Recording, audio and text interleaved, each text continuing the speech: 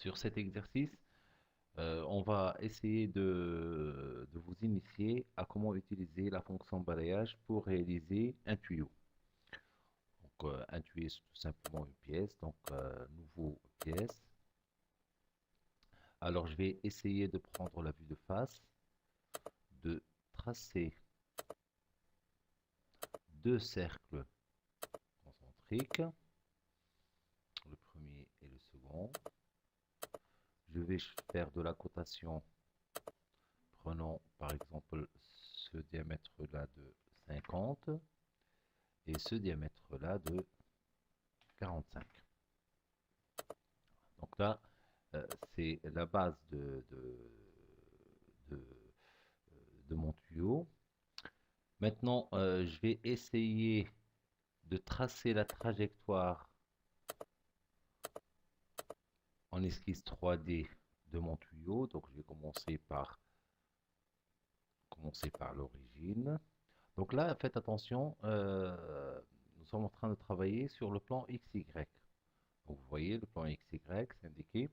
Pour passer au travail dans notre plan YZ ou bien ZX, il suffit juste d'appuyer sur Tab, la tabulation, et automatiquement on change de plan de travail. Donc XY, YZ et ZX. Donc sur YZ, je vais mettre ma première ligne. Par la suite, je suis sur le plan, je vais travailler sur le plan Z, sur le plan X. Donc, si on peut passer sur le plan X. Par la suite, si je veux remonter vers le haut, donc ça sera suivant Y. Donc, je fais tabulation et voilà. Échappe. Donc, à ce stade-là, j'ai tracé ma trajectoire que je veux suivre. Je vais imposer des congés entre ces lignes-là. Donc, je vais dire, c'est un 20. Et entre celui-là et celui-là, c'est aussi un 20, je valide. Ma trajectoire, c'est une esquisse en 3D, donc elle n'est pas cotée, donc je vais imposer des cotes. Donc de type, je vais dire 200. Entre celle-ci et celle-ci, c'est un 250. Et celle-ci, je vais dire que c'est du 150.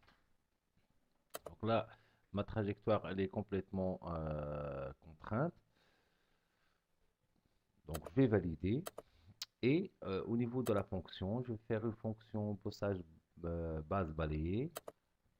Donc il va me demander quel est le profil que tu veux balayer. Donc je vais sélectionner l'esquisse de départ.